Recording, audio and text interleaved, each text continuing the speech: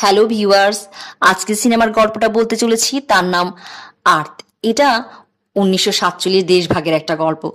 গল্পটা ভারতের স্বাধীনতা, ব্রিটিশদের ভারত থেকে চলে যাওয়া, আর হিন্দুস্তান আর পাকিস্তান নামে দুটো দেশের জন্ম কিছু মানুষের জীবনে কি নাটকীয় পরিবর্তন নিয়ে এসেছিল তা নিয়ে সিনেমার গল্পটা আমাদেরকে বলবে ল্যানি নামের একটা মেয়ে।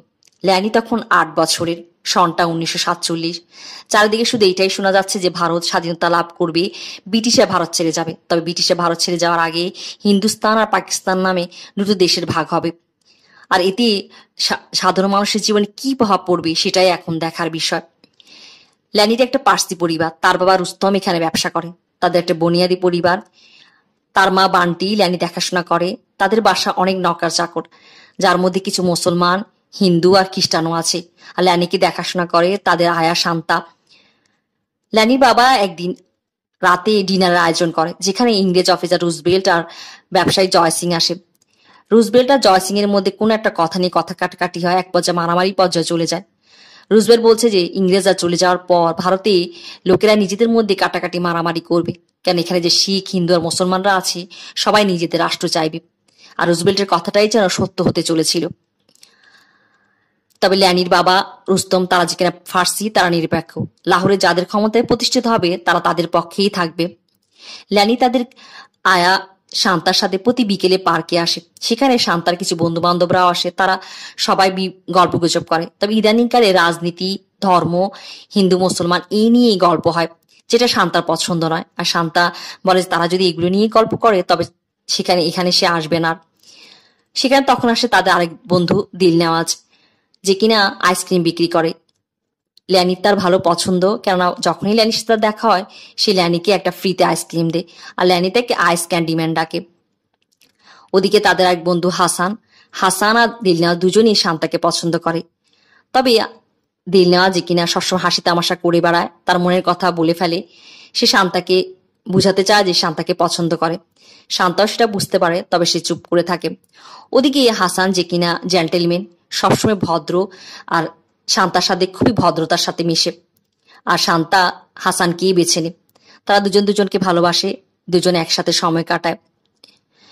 ল্যানি তার বাবা রুস্তম আর বান্টির সাথে একদিন ঘুরতে যাচ্ছিল, যেখানে তারা কিছু বিক্ষোভকারী লোকদের মিছিলের সম্মুখীন হয়। এই বিক্ষোভকারীরা মুসলমান, তারা জিন্নার পক্ষে স্লোগান দিচ্ছে। তারা চায় যে লাহোর পাকিস্তানের পক্ষে যাক। এই বিক্ষোভকারী মিছিলটা তাদের গাড়ির উপর দিয়ে চলে যায়। আর সেই দিন ল্যানির বাবার কাছে মনে হয় যে এই বিক্ষোভ যদি আরো উত্তাল হয় তবে তার প্রভাব তাদের উপরেও পড়বে। ইদানিংকালে পার্কে হিন্দু মুসলমান একসাথে বসা, ধর্মীয় ভেদাভেদ ভালো দেখা দিয়েছে। যদিও শান্তা তার বন্ধু বান্ধবরা একসাথে বসে এখনো গল্প করে, তবে সেটা কদিন চলবে সেটাও দেখার বিষয়, কেন ধার্মিক উন্মাদনা বেশ একটা ছোঁয়াচে বিষয়। তাদের যে বন্ধু দিলনেওয়াজ, যে কিনা সবসময় আজিবাজি বিষয় করে বেড়ায়, সে ইদানিং মৌলবি সেজেছে। মানুষের সমস্যার সমাধান করে, আল্লাহর সাথে কথা বলে। কিছু লোক এসে তাকে জিজ্ঞেস করে যে এই যে ব্রিটিশে ভারত ছেড়ে যাবে এরপরে কি হবে। দিলনেওয়াজ আশেপাশে অবস্থা দেখে তাদেরকে বলে যে আল্লাহ বলেছে যে তারা নিজেদের মধ্যে জানোয়ারের মতো কাটাকাটি মারামারি করবে। আর এটাই যেন ভবিষ্যৎবাণী সত্য হতে চলছিল। ল্যানিদের যে কাজের লোক মতি, সেই হিংসায় বিদ্বেষের মধ্যে পড়তে চায় না। সে নিজেকে খ্রিস্টান বানিয়ে দিয়েছে, আর তার ছোট মেয়েকেও একটা খ্রিস্টানের সাথে বিয়ে দিয়ে দেয়। একদিন সবাই যখন বসে একটা খাবারের দোকানে খাবার খাচ্ছিল, তখন তারা এই নিয়ে সবাই আবার আলোচনা করছে ভাগ বাটোয়ারি। লাহোর কোন পক্ষে যায়, পাকিস্তান না হিন্দুস্তানের পক্ষে? তাদের যে শিখ আর হিন্দু বন্ধুরা আছে তারা বলছে যে এখানে শিখ আর হিন্দুদের লাহোরে আর্থিক প্রতিষ্ঠান আর ব্যবসা বাণিজ্য আছে। তবে তাদের যে কসাই বন্ধু মুসলমান, সে বলছে যে লাহোরে মুসলমানদের সংখ্যা বেশি, আর মুসলমানরা কখনোই চাইবে না যে লাহোর হিন্দুস্তানের পক্ষে যাক আর হিন্দুরা তাদের শোষণ করুক। এই নিয়ে তাদের মধ্যে কথা চলছিল। হাসান তাদেরকে বুঝাচ্ছে যে তারা অনেক বছর ধরে লাহোরে আছে, সবাই মিলমিশ করে থাকে, কেন তাদের মধ্যে এসব কথা হবে। তবে কসাই বন্ধু আর তোতারাম চুপ করে থাকে। তারা বুঝতে পারে যে তাদের বন্ধুদের মধ্যেও ধর্মের হাওয়া ভালোই লেগেছে। এখানে আমরা দেখেছি হাসান যখন বাসায় ফিরছিল, সে দেখে যে দলে দলে হিন্দুরা লাহোর ছেড়ে চলে যাচ্ছে। সবাই বুঝতে পেরেছে যে লাহোর পাকিস্তানের পক্ষেই যাবে। হিন্দুরা রিফিউজি ক্যাম্পে এবং বর্ডার হয়ে হিন্দুস্তান চলে যাচ্ছে। ওদিকে ল্যানিদের বাসায় এসছি তার বাবার পরিচিত ব্যবসায়িক বন্ধু জয় সিং। সে বলছে যে এখানকার যে হিন্দু আর শিখ ব্যবসায়ীরা আছে সবাই লাহোর ছেড়ে চলে যাচ্ছে, তিনিও চলে যাবে। যাওয়ার আগে তিনি কিছু মূল্যবান জিনিস তাদের বাসায় রেখে এসছে। ল্যানির মা তাদের যে আয়া শান্তাকে ডেকে বলছে যে শান্তা যদি অমৃতসর যেতে চায় তবে তিনি তার বন্দোবস্ত করে দিবে। তবে শান্তা বলছে যে এখনো যেহেতু সে ল্যানিদের বাসায় আছে, ল্যানিরা ফার্সি নিরপেক্ষ, মনে হয় না কিছু হবে বলে। ওদিকে হিন্দুস্তানেও সে লাহোরের মতোই অবস্থা, সেখানকার হিন্দুরাও মুসলমানদের সাথে ঝগড়াঝাটিতে মেতে উঠেছে। আর দিলনওয়াজের বোন যে কিনা গুরুদাসপুর থাকে সে লাহোর চলে আসবে। দিলনওয়াজ তার জন্য রাতের ট্রেনে অপেক্ষা করছিল। ট্রেন আসতে দেরি হয়, তবে রাতে নিস্তব্ধতা ভেদ করে ট্রেন তো আসে। দিলনওয়াজ আর সবাই মিলে যখন ট্রেনের ভেতর দেখতে যায়, দেখে যে পুরো ট্রেন স্তব্ধ, লাশের সারি আর সারি। তার রুহ কেঁপে ওঠে। ওদিকে বিকালবেলা সবাই মিলে পরের দিন যখন ভারতের স্বাধীনতার ঘোষণার খবর শুনছিল, তখনই তাদের কসাই বন্ধু এসে দিলনওয়াজের বোনের সাথে কি হয়েছে সেটা তাদেরকে শোনায়। সবাই এখানে এটা শুনে ভেঙে পড়ে। আর সবাই বলছে যে কি ভাগ বাটারি হচ্ছে ভারত পাকিস্তান, যেটা লাশের মিছিলের উপর হচ্ছে। যে মানুষগুলো ভারতের স্বাধীনতার পক্ষে কখনো কথা বলেনি, সবসময় ব্রিটিশদের পা চেটেছে, আজ তারা টু নেশন নীতি নিয়ে কথা বলছে, হিন্দু মুসলমানদেরকে আলাদা করছে। এ নিয়ে তাদের মধ্যে কথা হচ্ছিল। হাসান আর শান্তা লিনিকে নিয়ে দিলনওয়াজকে দেখতে আসে। দিলনওয়াজের মন খারাপ। তারা যখন কথা বলছিল বাহিরে দাঙ্গা হাঙ্গামা শুরু হয়। আর এর মধ্যে হিন্দু আর শিখরা মিলে একটা মুসলমানকে মেরে দেয়। এটা দেখে ল্যানি নিজেকে সামলাতে পারা, সে কাঁদতে শুরু করে। শান্তা তাকে সান্ত্বনা দিয়ে বোঝায়। হাসান চলে যায় লোকদেরকে দেখতে। এদিকে দিলনওয়াজ, যার মনটা উতালা, অশান্ত হয়ে আছে, সে শান্তাকে প্রস্তাব দিয়ে বসে যে শান্তাকে এসে বিয়ে করতে চায়।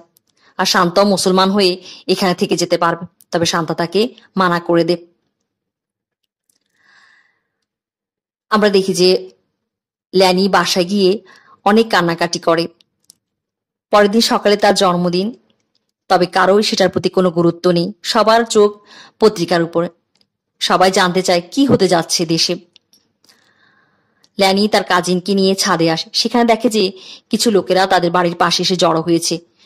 এর মধ্যে একটা ছোট্ট ছেলে এসে তাদেরকে বলে যে তার মাকে নগ্ন করে ফাঁসিতে ঝুলিয়ে দেওয়া হয়েছিল, আর সে লাশের মধ্যে লুকিয়েছিল আর বেঁচে ফিরেছে।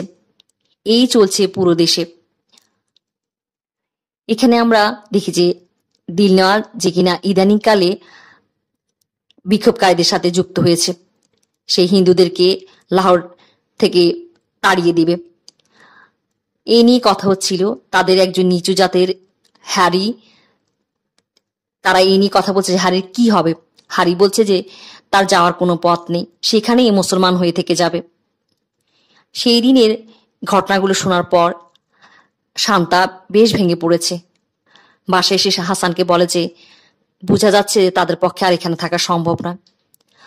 হাসান শান্তাকে বুঝায় আর বলে যে সে নিজের ধর্ম পরিবর্তন করে শান্তাকে বিয়ে করে তারা দুজনেই অমৃতসর চলে যাবে। আর এখানে তারা দুজন যখন কথা বলছিল জড়িয়ে ধরে, ওদিকে দিলনওয়াজ তাদেরকে দেখে ফেলে। দিলনওয়াজ যে কিনা শান্তাকে পছন্দ করে, তার কাছে বেশ খারাপ লাগে, তবে সে কিছুই বলে না, সেখান থেকে চলে যায়। ওদিকে হাসান যে কিনা এখনো তার বন্ধুত্ব সম্পর্কটাকে প্রাধান্য দেয়, সে তার একজন শিখ বন্ধুর পরিবারকে তার বাসায় রেখেছে। তারা বর্ডারে কিছু লোকদেরকে টাকা খাইয়ে অমৃতসর চলে যাবে। সকালবেলা শান্তা তার ম্যাডামজিকে এই খবরটা দিয়ে যে হাসান তাকে বিয়ে করবে আর তারা অমৃতসর চলে যাবে। ম্যাডামজি তাকে একটা শাড়ি আর কিছু স্বর্ণ উপহার দিই। শান্তা অনেক খুশি, ব্যাগ ঘোচাচ্ছিল, তবে তার খুশিতে যেন কার নজর লেগে যায়। ল্যানি আর হারি যখন সকালে হাঁটতে বের হয়, তারা একটা বস্তা দেখে। সেখানে তারা দেখে যে হাসানের লাশ, কেউ হাসানকে মেরে এখানে ফেলে রেখে গেছে।